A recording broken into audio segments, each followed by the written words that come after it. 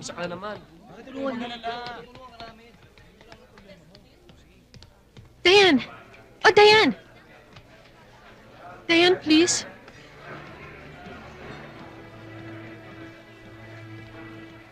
Diane? I'm sorry. Sige na. Pupunta pa akong library eh. Diane, pag-usapan natin to. Kahit na anong sabihin mong excuses, palusot sa akin. Hindi mababawasan ang sama ng loob na binigay mo sa akin. Pa-bridge-bridge ka pa. Nilalakad mo pa sa akin si Louie. Yun pala, ginamit mo lang ako para ma-hook siya.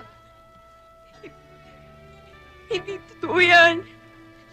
Hindi ko alam kung paano ko sasabihin sa'yo eh. Hindi ka Georgie. Kung ginusto mo, simple lang eh. Sana, hinila mo na lang ako sa isang tabi at sinabi mo na, Hoy, Dayan, yung maliligaw mo. Shorta ako na. Pahiram ha. Nakikipag-break na ako kay Louie dahil gusto kong iwasan na saktan ka eh. Pero hindi mo naiwasan. Dahil flirt ka. Dayan, totoo ang sinasabi ni Georgie.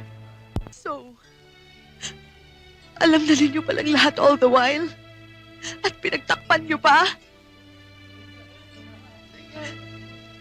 Hindi ko alam.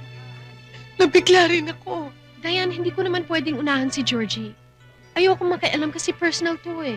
You're all guilty, Sam. Tinago niyo sa akin to protect Georgie. Hindi ka nakialam dahil personal.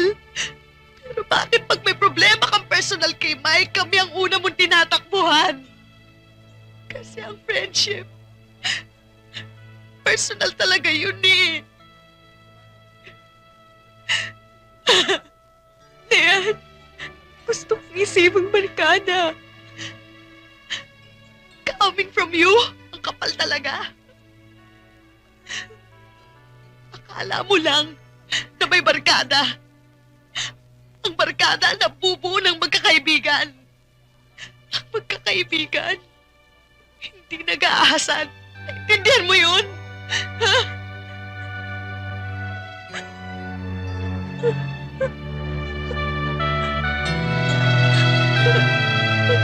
Tama na.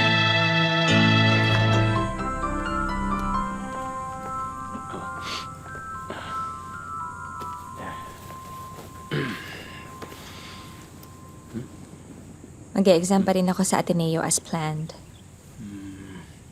Kahit walang scholarship, mangungutang daw sila nanay at tatay sa mga kamag-anak namin sa probinsya. Patupad lang daw yung pangarap nila sa akin. Ipasa ko lang daw yung entrance exam.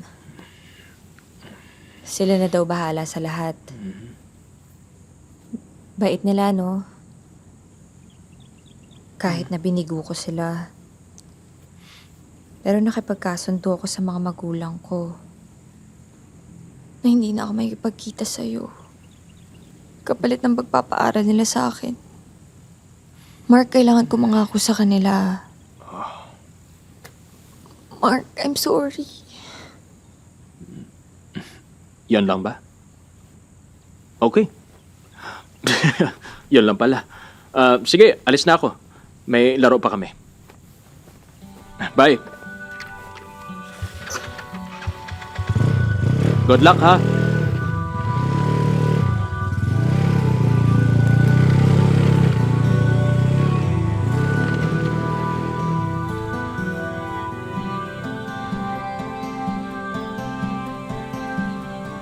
So have you decided on what college you're Clam. Another. Sponge. Suction ready.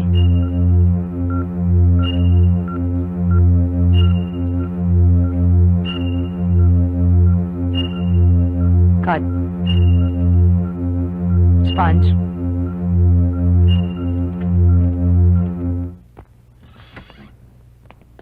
Congratulations. Hi. Another successful one, Thank you.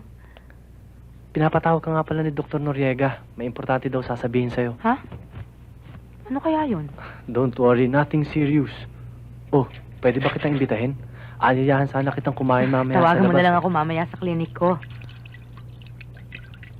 Okay, Sandali ha. take your time.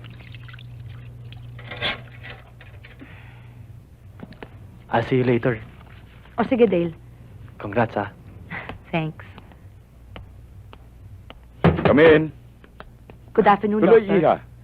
Sir, kung tungkol ho dun sa pasyente nagreklamo nung isang linggo, nakausap ko na ho siya at naipaliwanag ko na hong normal lang na magkaroon ng adhesion sa abdominal cavity niya pag, Hindi.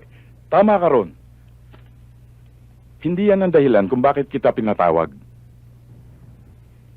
Ana, may alam ka ba tungkol sa Don Jose Rizal Awards? Oh, sir, konti ho. Bakit ho, sir?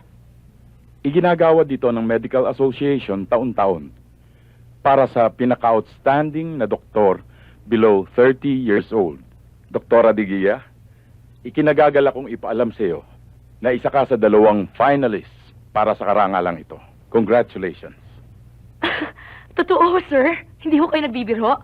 Kung manalo ka sa kompetisyong ito, you'll go places in the medical world, Ana.